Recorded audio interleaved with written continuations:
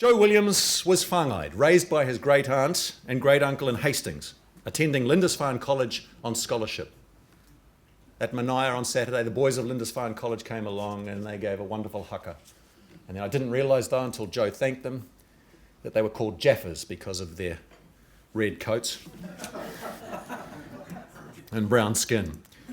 And I felt better because as an Aucklander, out of Tamaki Makaurau, it's good to know we're not the only Jaffas in town. Like me, Joe was the first in his family to go to university, initially completing a bachelor's in te reo before graduating, also like me, with a law degree in the same year, 1986. But there any similarities end. One of us went on to have a real and meaningful career, while the other became a talking head and an auto cue puppet. And the second most famous person in New Zealand after Jacinda, apparently. I could probably leave now because that's my highlight. But Joe moved rapidly through the law ranks as a stellar legal career unfolded. And I'll just take you through some of them quickly, any of which I'd be happy with. A master's degree in Canada, partner in a major law firm back here, then his own law firm, chief judge of the Maori Land Court at just 38. 5 years later, chair of the Waitangi Tribunal. In 2008, a judge of the High Court. 2018, the Court of Appeal. A year later, the Supreme Court. And from my very limited legal experience, I'm only too aware of the calibre of jurist it takes to reach these positions. And his authorship, his achievements and accolades, of which I've only mentioned a few, bear testimony to the heights he's reached. And what does he consider his finest achievement? None of those. He told attendees last weekend, and he said before, that it was the difference he was able to make in advancing tribal interests through the settlement process. He also said later on that his proudest achievement was his children, even though he had to be reminded to thank his wife and family at the conclusion of his kōrero after being knighted. And Lady Gillian's going to get some, Lady G, is going to get some pretty good mileage out of that for quite some time, I imagine. He has yet another dimension to really piss me off and make me jealous. He's also been a rock star. And I wish he still had that hair.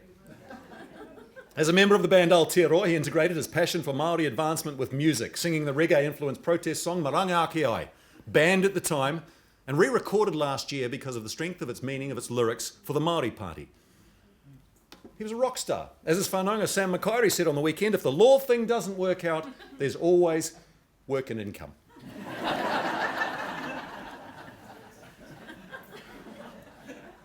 In Te Ao Māori, there is a whakatauki, a saying, a proverb.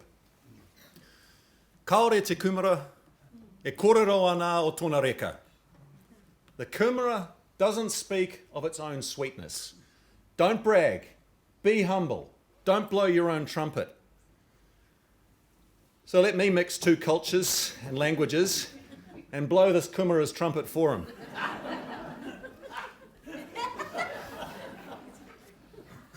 He's a man of humanity and humility, of intellect, insight and integrity, with a clear vision for a better life for his people and all of Aotearoa, and a vision of a country with a unique opportunity to integrate tikanga Māori into our legal system in a way that reflects who we are as a nation and a people and where we want to go.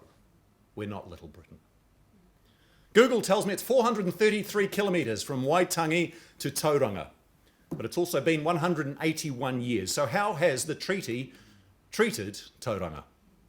With his thoughts on the treaty and Tauranga then and now, would you please welcome a man known to Ngati Pukenga, not just as Sir Joe now, but with that uniquely irreverent Māori humour as Sergio. And Sir Joe. Ladies and gentlemen, Tā Joe, Sir Joe Williams.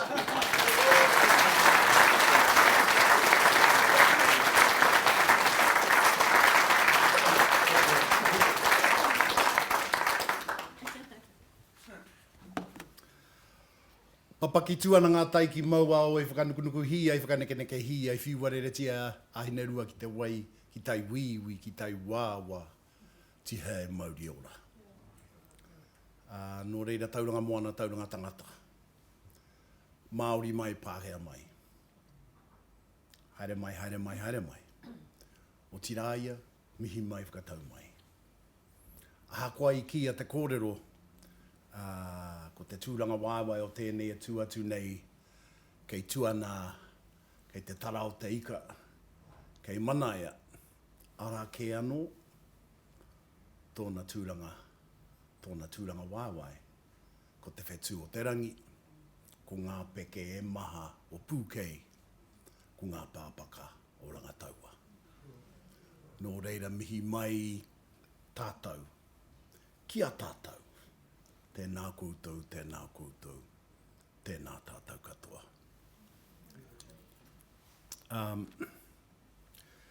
You know, I really think Jacinda is in trouble. I'm not sure what colour he might wear, but man, I was thinking while he was about halfway through that speech that, you know, we should just close it up at the end of it and go to the bar. I can't match that skill. It's probably the Asher thing.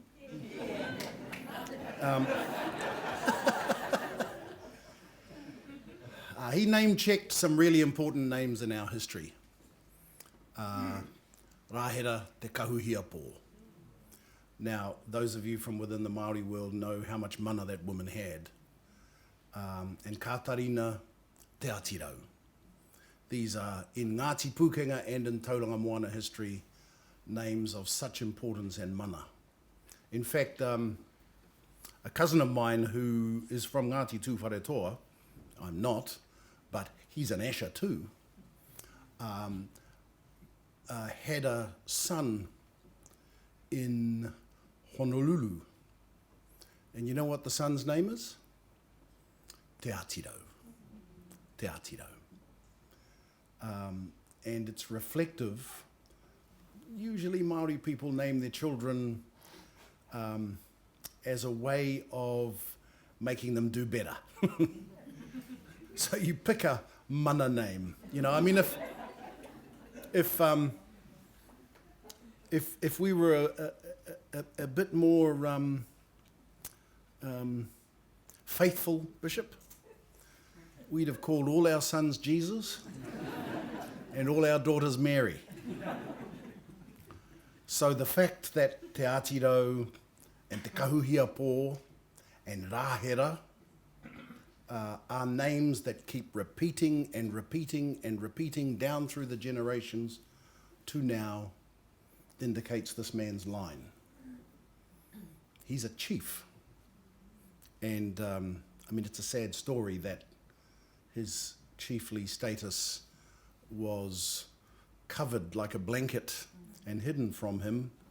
But you can see why the people hugged him back into the community when they made that connection. It was kind of, I suspect, I wasn't there at the hui, but I suspect it was, oh good, come back.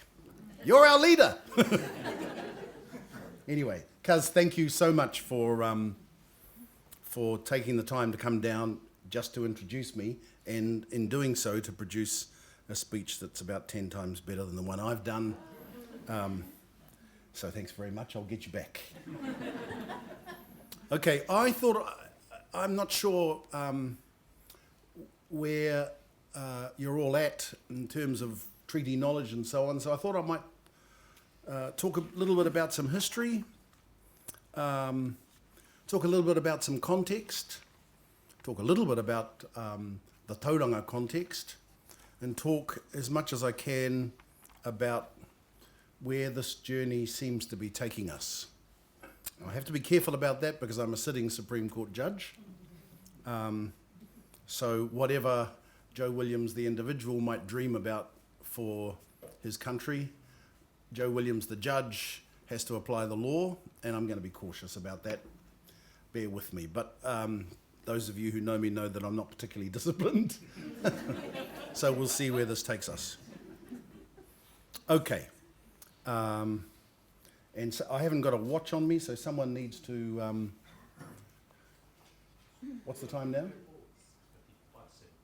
5 to 7. I'll try and keep this to half an hour-ish. Does that suit you? And then what I'd really like to do is to have a conversation with you. I mean, it seems to me presumptuous to walk in and say, the treaty in Tauranga, this is your future, because Who the hell am I?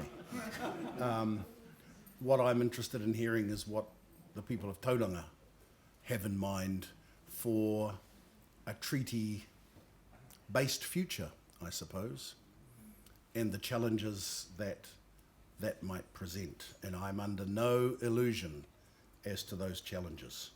So, first of all, by 1840, as many of you will know, after all, you're the Tauranga History, Western Bay Historical Society, something like that. By 1840, Tauranga had been the subject of maybe 20 years of warring. We can't forget that, it's important. And although in the Pākehā world generally, those wars from around 1820 through to 1840, and here a little after 1840, are not widely spoken of, in the Maori world, they remain defining events in the history of the tribes, including the history of the Tauranga tribes. So you had musket-armed Ngāpuhi and Marutuahu raiding down here to Ongare at the western end, to Te Papa, of course, o Tamataha, much later in the process, where the body count was enormous, frankly. And often people sort of point to the musket wars and say, see, that's what happens when you give them weapons, look what they do. But then people forget about the 30 Years' War in Europe, the First World War, the 7 Years' War, and those body counts. And we kind of remember that, after all, we're humans. And Māori, no less nor more than anyone else. Then there were the wars between Tauranga and Ngati Hawa on one side, from the Matamata side of the Kaimais, Te Waharoa, and Te Arawa, over Te Tumu and Maketu, which many of you will know about. And interestingly, my people, Ngati Pukenga, were on the Te Arawa side of that battle. We were always a little, we were pretty untrustworthy then and now. And my tupuna, of course, Te Tumu was attacked by Te Waharoa and Ngati Hawa and Ngai Te Rangi. And this was a very well defended pā, but it had 60 fighters inside it and their families, and 1,600 fighters outside it without their families. And even a well-defended pā just couldn't cope with that sort of asymmetry, we would say. So my tupuna, Nai, along with almost everyone in that pā, lost their lives. Now these events are butting up hard against the treaty discussion.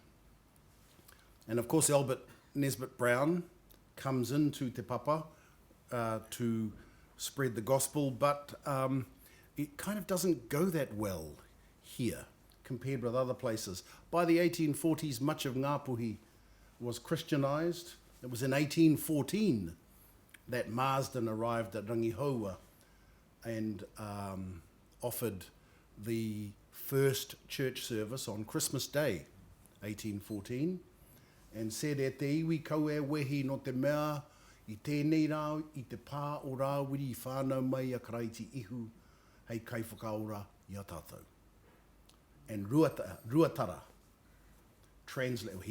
Marsden didn't say they couldn't speak Māori. Ruatara said that. Marsden actually said, taking from Luke chapter 2, verse 11, fear not, people, for on this day in the city of David. And interestingly, that's translated, i te pā o Rawiri. In Rawiri's pā. That's how Ruatara translated it. On this day in the city of David was born Christ Jesus,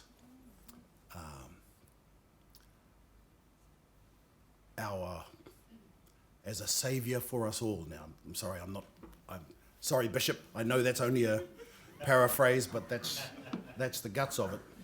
Introducing this idea, and I think it's fair to say, you know, that we have to accept the colonization process was not one way, was not a one-way value transfer.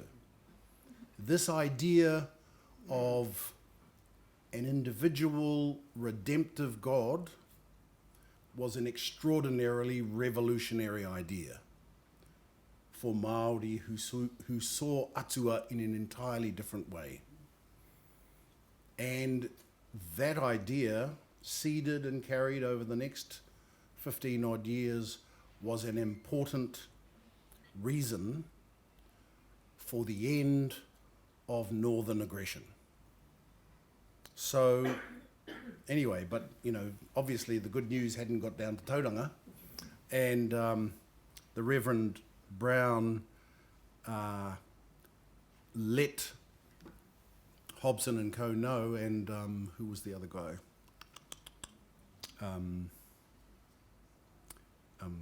Shortland, know that he wasn't optimistic that he would get too many signatures here in Tauranga because the tribes were at war and the gospel had not been freely embraced by all of the tribes.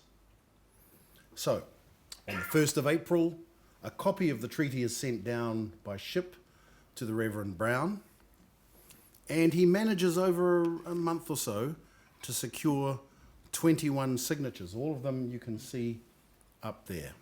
Those are the Tauranga signatures. On the copy of the treaty he had, all of those signatures are Ngaiterangi, except two. The two are Te Kapa from Ngaitamarawaho, Pere. Yeah, that gun guitar. I didn't even know. I've known Pere for years. I didn't even know he was that good on that guitar. His tupuna, Te Kapa, and my great, can't remember how many, grandfather, Te Kaurehua. So let me just point out.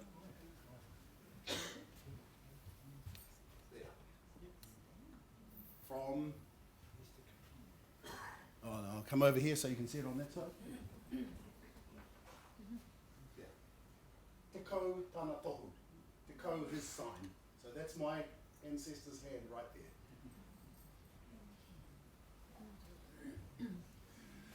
And that's the name of the ancestral house in Manaia, Te Kaurehua. Named because, for events that we needn't detain us here, he took a section of Ngati Pukenga from Ngāpeke, from Welcome Bay, and settled them over the other side of the Hauraki Peninsula at Manaia. And there we are still. But those people from Manaia are indistinguishable in whakapapa terms from the people of Whetū at Welcome Bay. So, things weren't going that well in Tauranga in terms of collecting the signatures, and so Major Bunbury from, I can't remember the name of the regiment, a professional soldier, is sent down in May by Willoughby Shortland, who's the acting governor at the time, because some of you will know that Hobson had a stroke. He became very sick after the 6th of February. He'd had a stroke. He was basically incapacitated. And Willoughby Shortland, the protector of Aborigines, he was called, is sent down as acting governor. Is acting governor and sends Bunbury down to see if he can collect up a few more signatures. Crucially, he fails completely. Gets no more signatures than the 21 that are listed there, including my great-great-great-great-grandfather. Crucially, Tupaia refuses to sign because he doubts the Crown's ability to enforce any kind of peace. And you've got to remember, there are musket balls crisscrossing across Tauranga Moana at this very time. And he decides that the Crown, he says, the Crown does not have the ability to protect my authority. Only I do. So he refuses to sign. And of course, the other tribes that are involved in these fights, Te Arawa and Tūwharetoa in particular, also refuse to sign. Now, the context of that is, I think, the wars that are going on at that very time, in which the Crown seems to signal that it lacks the ability to intervene in a decisive manner to prevent the warfare. So the chiefs say, well, if the Queen can't do it, what's the point in signing the piece of paper? But there are 21 signatures, and that's a lot of Ngaiterangi chiefs. That's definitely the ariki of Ngati Pūkenga, I can attest to that. I don't know much about the kapa of Tamarawaho, but Pere will probably tell you. So, I mean, Tupaia missing is kind of like the US refusing to sign the climate change accord. You know, it does undermine the climate change accord, there's no doubt about that. Nonetheless, the climate change accord is important. And nonetheless, I think it's fair to say that in Tauranga, this level of attachment, adhesion to the treaty is nonetheless significant. So, what does this document say? Well, and you know, it's funny, you know, we talk about the treaty all the time in Aotearoa. It's been a top 10 or 20 political issue in Aotearoa since 1840, in fact, one way or another. But little is known amongst the general populace about what the document actually says. And it's kind of a humble document. The English text is pretty straightforward, written in lawyerly language, written as if a lawyer wrote it, written in that concise common law English that you would expect in the 19th century, second half of the 19th century empire. Sovereignty is ceded to Her Majesty Queen Victoria, the new Queen,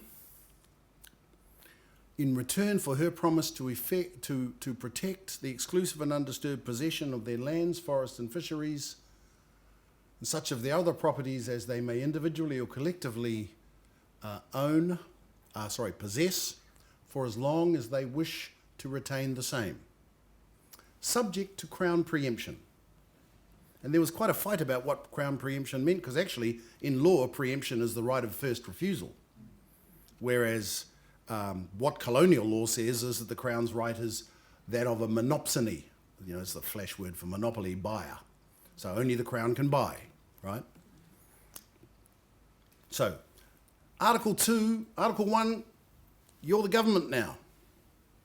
Article 2, I promise your real estate and your resources will be protected for as long as you want to keep them. But if you want to sell them, you have to sell it to me. And Article 3, and I promise you all the rights and privileges of British subjects. Now, often Article 3 is undervalued, but you've got to remember what was going on at the time, because despite these brutalizing musket wars, these tribes, particularly north of East Cape, were engaged in pretty vigorous trade, particularly with Melbourne and Sydney.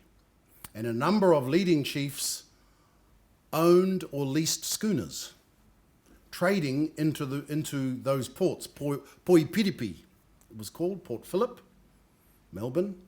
Poihakena, Port Jackson, it's now called Sydney, but Port Phillip and Port Jackson are still there. And they paid customs duty to get in there, because New Zealand wasn't a British possession. So it was actually really good for those chiefs to be able to claim British citizenship as they could, so they didn't have to pay customs duties when they traded into Sydney and Melbourne. So let's not underestimate the power of Article 3. So there you go. Sovereignty, subject to protection of all your resources and real estate, and British citizenship. The Maori text didn't really say that, as many of you I expect will know. What's transferred is kawanatanga. Now, kawanatanga is transliteration with a Maori nominalisation at the end of it. Kawana is governor, of course, you can hear it. Tanga, governorship, whatever that meant. Well, they kind of did know what that meant because Pilate was the governor of Palestine. And the Gospels referred to Pilate as Te Kawana or Iharaira, from memory. So they knew that whatever was being transferred, it was no little thing. It was an important thing that was being transferred. But that was in return for the promise of te tino rangatiratanga o rātou whenua, o rātou kāinga, me o rātou taonga katoa. So actually, even the list of things protected differs in the Maori from the English. The English is lands, forests and fisheries, right? Exclusive and undisturbed possession of your lands, forests and fisheries. And I remember at the time, the Waitangi Tribunal, when the fisheries debate was going on, the Waitangi Tribunal said the problem with the English text of the treaty is not that it's imprecise about the fisheries guarantee. The problem is that it's all too precise. It's everything. And that's not going to work, interestingly enough. So you'll see the English legal language and then the very different approach in the Māori. Te tino rangatiratanga o rātou whenua o rātou kāinga me o rātou taonga katoa. The tino rangatiratanga, whatever that might mean, of their lands, their villages, and all of their treasured things, or all of their properties. Taonga is both a big word and a narrow word at once, depending on the context within which it is used. So what is this tino rangatiratanga? Well, it's obvious, it seems to me, that tino rangatiratanga is a bigger word than kawanatanga. Very obvious. Why is that? Well, thy kingdom come in the Lord's Prayer was translated kia tae mai, and still is, kia tae mai tau rangatiratanga.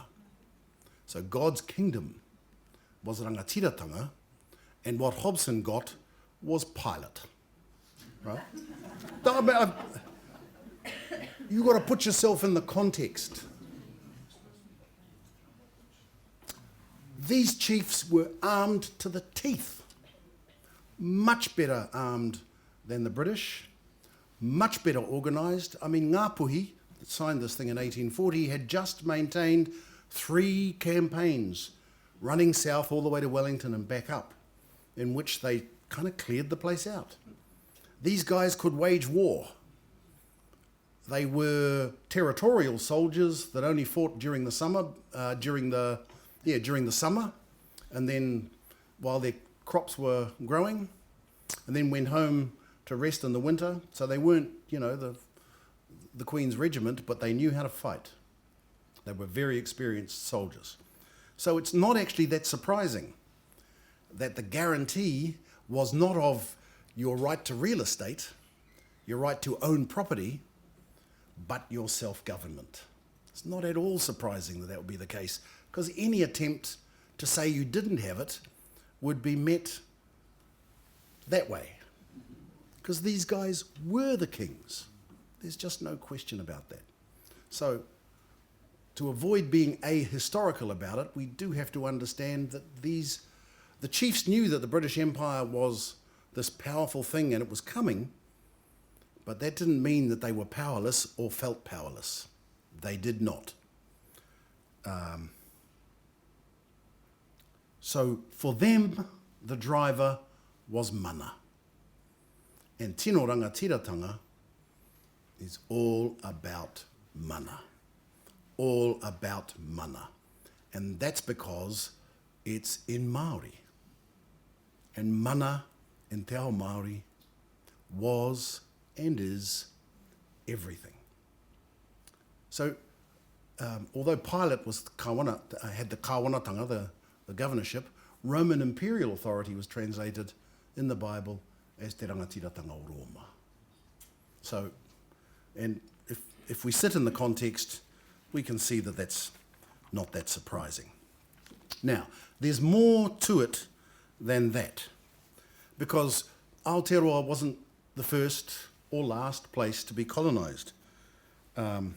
Colonisation had been going since 1492, and British colonisation since the 16 or 1700s, depending on when you push your start button. And the Brits had kind of worked out a series of principles or rules by which they went about doing this stuff. So at the end of the 7 Years' War in the US, well, actually between France and England, most of it fought in the US, but actually elsewhere as well. It was kind of a world war between the French Empire and the British Empire. At the end of that, George III issued the Royal Proclamation of 1763, in which he stopped British expansion beyond the Appalachians.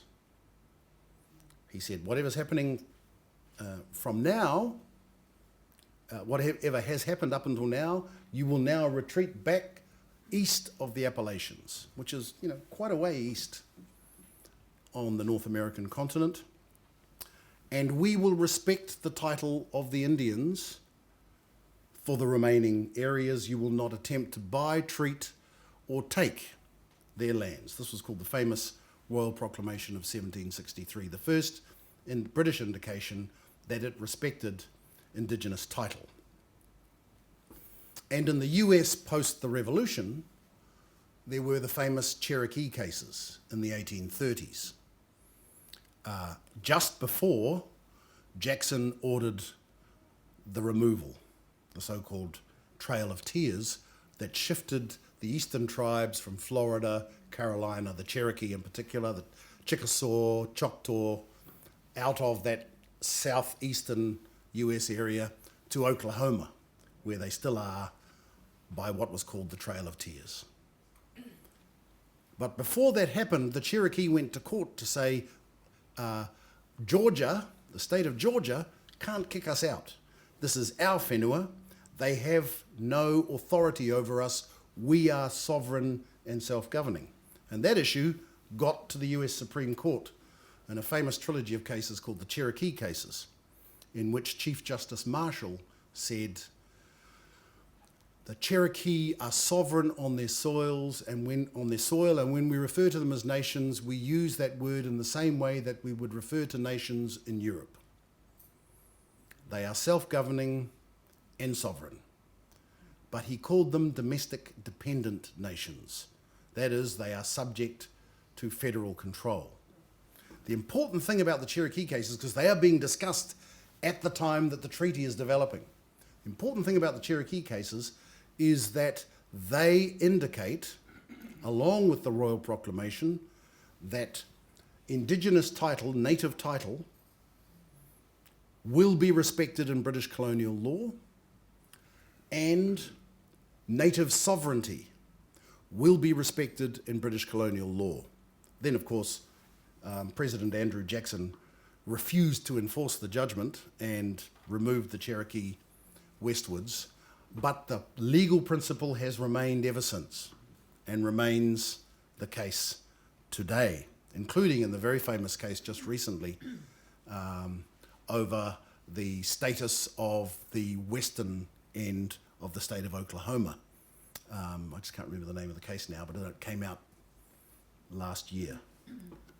Anyway, and this is the time when slavery is abolished, 1832, on the British side, and William Wilberforce is on the rise. There is a new humanitarianism on the British side, and the Church Missionary Society, the CMS, is powerful in the British Parliament. And that's the context within which we see this draft getting prepared, in which, no surprises, real estate rights are guaranteed, because the Royal Proclamation had said that since 1863, and in which, interestingly in the Maori text, nationhood or sovereignty or self-government or tino rangatiratanga was guaranteed in the Maori text. So nothing in that treaty was in any way new. And that's important to understand. What then was the Maori perspective? Well, I've thought hard about this because this is, I mean, we debate about what's in the text, right? What does sovereignty mean? Kāwanatanga, what does exclusive and undisturbed possession? Rangati, how do they work together? What's going on here? But we never ask ourselves, at least don't ask ourselves enough, what those chiefs were thinking, what my great-great-great-great-grandfather was thinking when he signed up, other than getting the red blanket. Because they didn't belong to a contractual culture. The idea that you would write stuff down and that would be binding and final was completely foreign to this culture. And we run the risk of misunderstanding what happened here if we get too fixated on the words and terms of the document. Now, there's no question that these chiefs were interested in the protection of their mana and the creation of an alliance with an apparently more powerful friend to enhance their mana in return for concessions to the powerful friend. That seems to me to be clear. But this is a culture whose drivers are relational, not contractual. The idea of a written contract is just completely foreign. Of course, literacy had grown considerably since the first arrival of the missionaries in 1814, but they were still very deeply Maori. So no one was poring over the words saying, what do you mean by tino rangatiratanga? Or what do you mean by exclusive and undisturbed possession? Because for them, this was the creation of a relationship. And the key ideas here were whanaungatanga, the creation of a kinship relationship with Victoria and with what the Maori saw as her metaphorical descendants, Hobson and so on and so forth, right? For them, the treaty was about creating a relationship of mutual advantage which had to be fed and refed every day to keep it alive, and if it wasn't, it would die. And in terms of tikanga Māori, if it died, that's the end, you walk away. So we have to remember that what these chiefs were talking about was creating a whanaungatanga style alliance, just as they had been doing for all of the hundreds of years they'd been in Aotearoa, and actually just as they had been doing for the thousands of years in northern Polynesia that they had been there before getting to Aotearoa. And the point in the whanaungatanga relationship was mana. Mana a iwi, mana a hapu. That was the point. If your mana was not going to be enhanced, the mana of your hapu, the mana of your iwi was not going to be enhanced, then there was no point in doing this. And if you track through the comments that are being made in the treaty discussions all through the country, you'll see these things being discussed constantly. Some doubting the Crown's bona fides, some saying, well, we have to trust them because change is coming. None of them ever saying, we concede that you will be the chief now and we will just be the people. No one, that not entering anyone's heads, let alone Governor Hobson's. So, later on, as you well know, that's not how it panned out. There were cases in the latter half of the 19th century after the land wars that dealt with the problematic language of the treaty in terms of what was actually going on by writing it out of the legal discourse, by saying, as Chief Justice Prendergast did in the famous case of Wiparata and the Bishop of Wellington, this is a nullity. This is a simple nullity having been entered into with savages who lacked the capacity to enter into it. This is the language he uses, he doesn't muck around. These are savages, they simply did not have sovereignty, and therefore this treaty is not worth the paper that it's written on. Later on, in the famous case of Hoani Te Hauhau Tūkino and the Aotea District Māori Land Board in 1942 in the Privy Council, the Privy Council said, well, yeah, it's a treaty. Prendergast, come on, it's a treaty. But the thing about treaties is they're not directly enforceable. in the law. And so the result is the same. And as a result, Ngati Tūwharetoa lost about 100,000 acres of land, which was taken from them to pay a debt to the Waitomo Box Company, I think it was called, that had been incurred by a government official administering their lands on their behalf, the Aotea District Māori Land Board. Not themselves, the Aotea District Māori Land Board, a government organisation, got into hopeless debt and lost Te Hauhau and Ngati Tūwharetoa's land. And Te Hauhau went to the Privy Council saying, you can't do that, it's in breach of the treaty, and you can't make laws that breach the treaty. And the law lords in London said, I'm sorry, yes you can. That's a treaty, but that doesn't matter. All right. So we got to this point where by the beginning of the 20th century, it was really clear that the only way the treaty could be given effect was via Parliament. The settler Parliament had to enact legislation to give effect to it because the common law would not do it. The courts would not do it. And for the, 75 years from 1870 through to the middle of the 20th century, we know the history of what happened.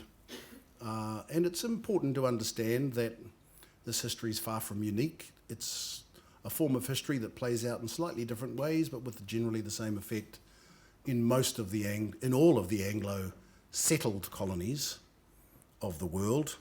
And, you can't even blame the Brits, because the Spanish did it, the Dutch did it, the Germans did it, the French did it. So it just was the way things were.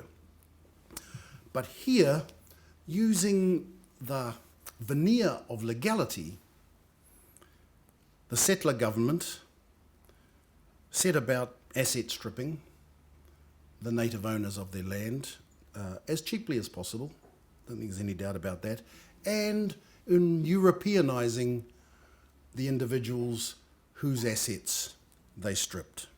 Again, this was the same everywhere. If you've heard of the stolen generations in Australia, if you've heard of the Indian schools issues in Canada, they were really precisely the same. And as my cousin, Mr. Dello, indicated, those policies over a space of 4 generations or so were extraordinarily effective. In the case of my father, making an active decision that there was no point in him speaking Maori in our home, because the language we had to learn was English, and he regretted that he wasn't better at English because he knew he had suffered as a result.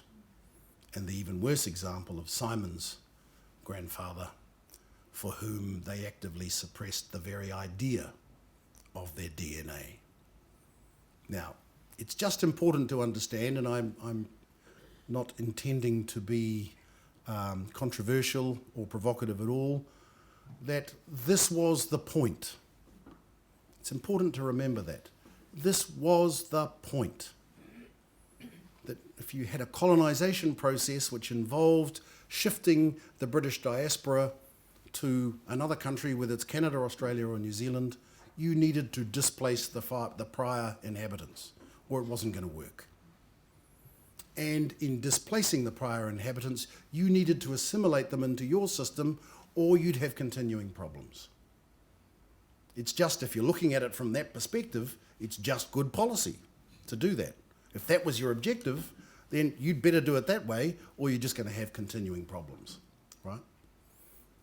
But the problem was that there was a whole series of collateral effects which showed up in the urbanised generations of the 70s, the children of those who urbanised, the children of those who first moved to the cities in the 60s and 70s and 80s. In the process of one generation, Te Ao Māori became the most urbanised Indigenous people in the world. About 75% of a burgeoning population. You remember the Māori population fell in about 1880 to 40,000. By the 1970s, it was 10% of a population of around 3 million back in those days, I think. 10%. And the Māori baby boomer generation was a boom. It was, according to demographers like Poole, the fastest growing population in the world. The Maori population was the fastest growing population in the world in the 60s and 70s. So I saw. I mean, you'll have to check the numbers, but having been the result of that, I grew pretty quick, I can tell you. Now, those who moved to the cities tried to recreate the structures that they'd walked away from because there was no longer a living there, urban maraes, the churches and so on. But they struggled because the cultural fabric, the cohesion of their communities had been so damaged. And what happened was the next generation, my generation, I was born in 1961, were the ones who I think probably suffered the consequences because we were the first generation living as a minority, the first ever Maori minority in a community, if you like. Before that, while Maori were a minority in the country, they weren't a minority in their villages, right? Their circumstances were always Maori. And so the generation that moved to the cities were generally Maori speaking, bilingual, and culturally Maori, right? My generation were the first generation to be visibly a minority and without their language. And the result of that, we can look back and see it as inevitable, was the radicalization of that group. The marches led by the young people, not the old people, because Whina was there. The Land March was a young people-driven thing. The occupations at Raglan, at Orake, all driven by the younger generation. The marches in respect of the Maori language in the 70s and 80s, the Springbok Tour in 81, in which there was strong Maori participation in the anti-tour movement, as well as strong Maori participation in the pro-tour movement, the Maori union lovers. But what I think New Zealand came to see was that the price that had been paid for the success of the colonial project was a dislocated and angry generation that needed to be better managed, or we were in trouble, because this was a large group. And I don't know, I mean, back in those days, things are much better now, but back in those days, there were Maori radicals being trained in Libya and Cuba. This was a real thing. And Wellington was right to be worried that something needed to be done. And what did happen, of course, was the creation of the Waitangi Tribunal in 1975, the recognition of the Maori language as an official language in the early 80s, and so on and so forth. And from 1984 on, quite a significant shift in the way the settler state dealt with the Maori presence.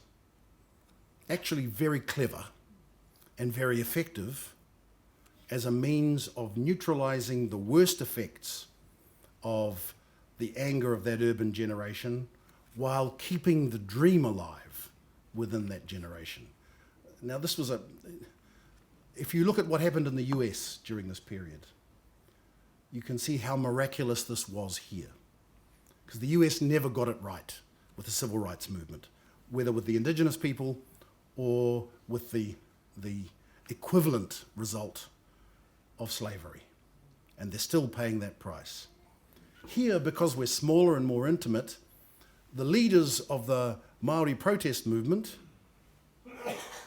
had kind of a direct connection to and line of communication with the 9th floor of the Beehive and the Secretary of Maori Affairs and so on. So discussions could take place and ways of ameliorating the problems could be developed. The Waitangi Tribunal came out of that, but lots and lots of other things did too, the results of which we are still seeing. The creation of the treaty settlement process in the mid-1980s. The famous Lands case in the Court of Appeal, New Zealand Court of Appeal, 1987. Puao Te Ata Tū, the inquiry led by the chief of Tūhoe, Te Rangiho, over social welfare treatment of Maori children, 1986-87, that led to the Children, Young Persons, Their Families Act, 1989. Something we're still confronting now. What Te Rangiho said, interestingly, in that panel, was exactly what Maori leaders are saying now. Let us, give us the tools, let us deal with it. You're making the problem worse. The tribes organised around environmental protection.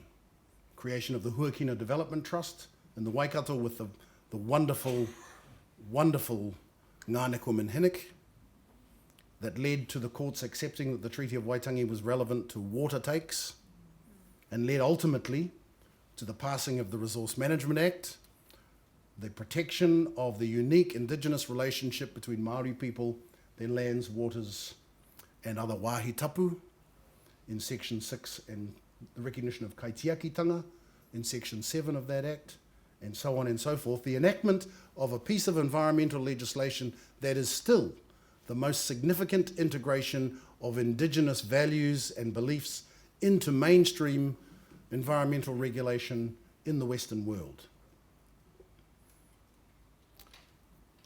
The enactment of the cultural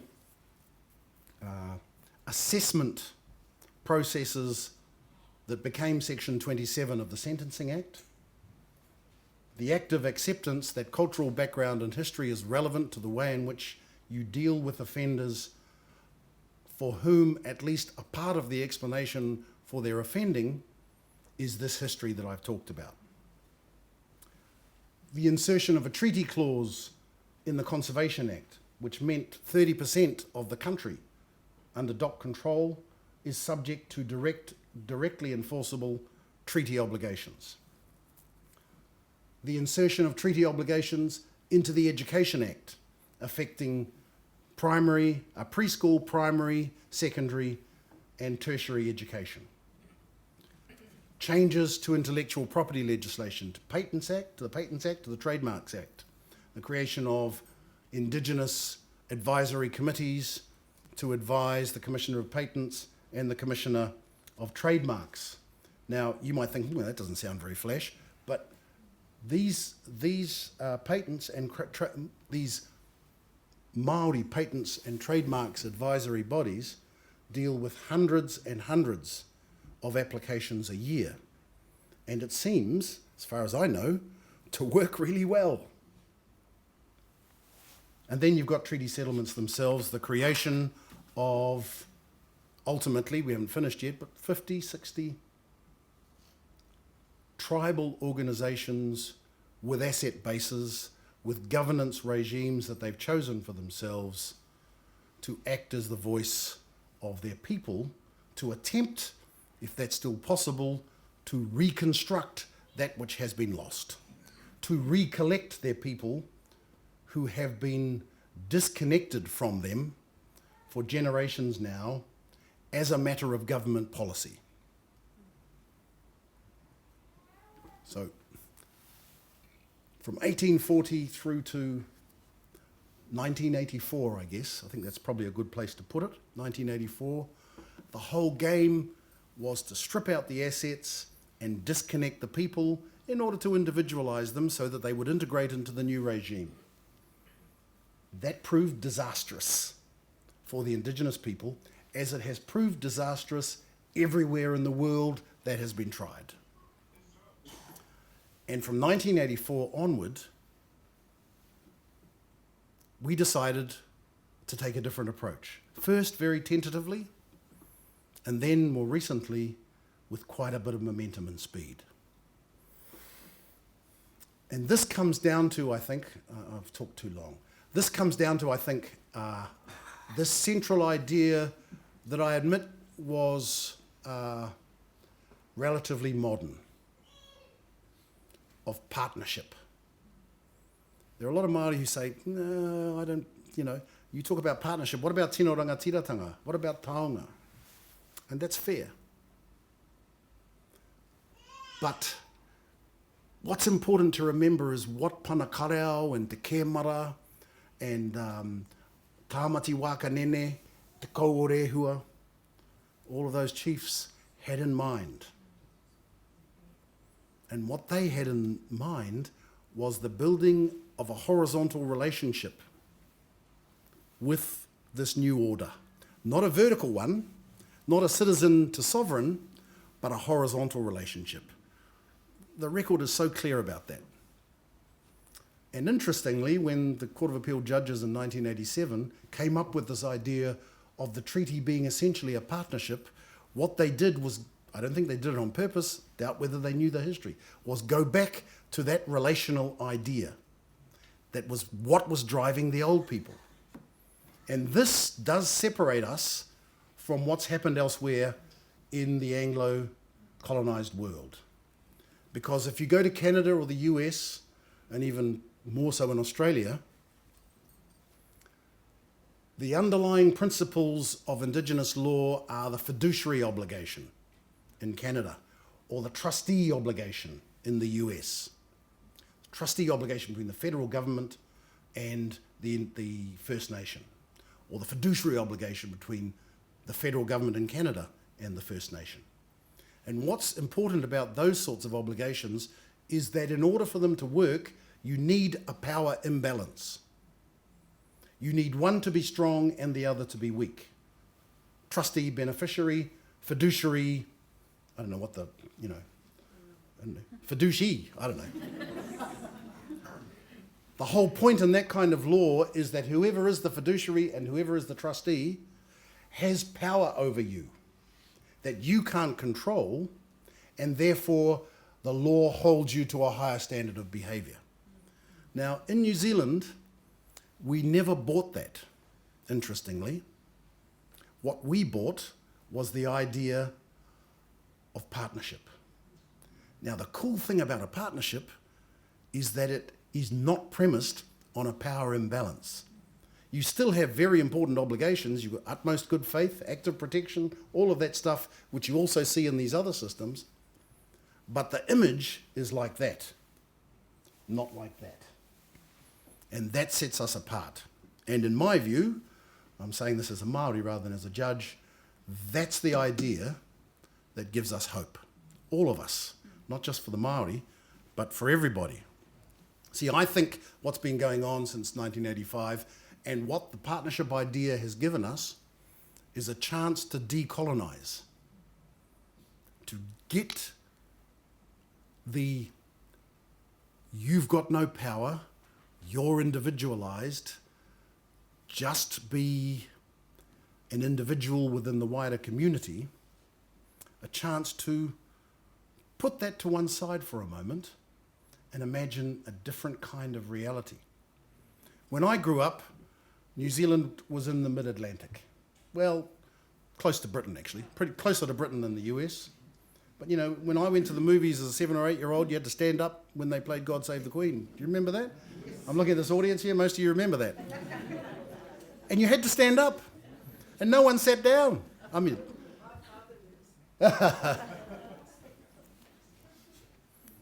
And as time went on, we kind of shifted out into the Atlantic and moved closer to the US. And we weren't the only ones floating around in the Atlantic. Australia was there too, in the end closer to the US than we were. But I think what's been going on since the mid-1980s is we've remembered we're in Polynesia. We're in the southern point of the Polynesian Triangle.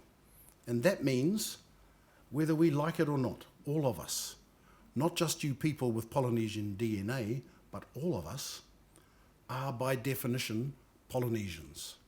Every single one of us.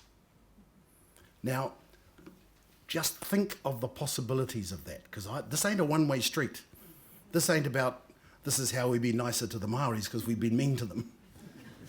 This is about an exchange of values. And that's the cool thing about this idea. I remember, as I was thinking about these things, young people don't have this stuff anymore because they've got computers, but you used to have these flat cards, and if you held them up in one direction, they'd produce one picture, and if you turned it slightly, you'd get another picture. They were called, yes, the old people were going, yeah, yeah, yeah. These were called 3D holograms, I'm told. You know, and you'd have someone crying and then someone smiling. You know, you'd have a man with, an old fat guy like me, and then someone cute in bikini, if you know, that sort of thing. But the cool thing about it was all on one card in one space.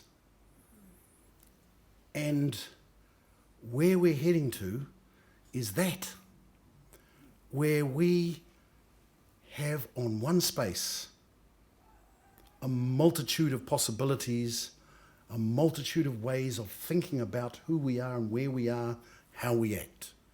We have the possibility of living in a country with a contractual system of law and a relational system of law. The possibility of a country that is English speaking and Maori speaking. Possibility of a country where you can own property and land and you can say the land is my ancestor at the same time, and make those ideas meld into something that is bigger and better than both of them individually. It's not sort of stripping out one idea and chucking it away and replacing it with another. It's learning to be schizophrenic, just like that hologram.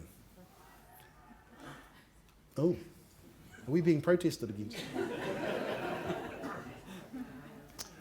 And I don't know whether you know, but when I travel around the world, as I used to, everyone looks to Aotearoa as the place that seems to have got it. If I go to Australia, I've sort of given talks about the treaty settlement process to Australians, which here would be... And there, well-meaning Australians cry. And they say, I mean, what we've heard has transformed our way of thinking. And yet to us, we've been doing this for a generation. And we've really only just started. So we seem to have, to take that Alan Kerno idea, we seem to be working out how to stand upright in this upside-down world that we live in by being upside down and upright at the same time, by thinking papatuanuku and freehold title at the same time, by thinking wanganui te tupuna and hydroelectricity at the same time, in the same space, by managing those two things in balance. And no one else has done that. No one else has got that right. So I'm not underestimating the difficulty of this. There will be lots of conflict to go, lots of tension to go, because these things are really difficult. But the values that the Maori side of the bargain brings, the values that Kupe brings to the discussion, are potentially the values that will save us from wrecking where we live. And more, the New Zealanders I speak to are hungry for that. That's why we have a record number of te reo Māori classes in this country, and you can't get into any of them. And it's not Māoris, there are lots of Māoris doing it, but the bulk of those people are Pākehā, or Somalis, or Indians. And the beauty of that, and then I'll stop. The beauty of that is that it sheds the thing that got us into this mess in the first place. It stops us thinking of each other as other. Learn te reo Māori, and you are welcomed in te ao Māori. And when you are welcomed into te ao Māori, we understand one another. We understand what those chiefs were trying to achieve. And the Maori side understands better what you're trying to achieve. And we will discover, I am certain, that the distance between us is about half a step. Tēnā tātou katoa.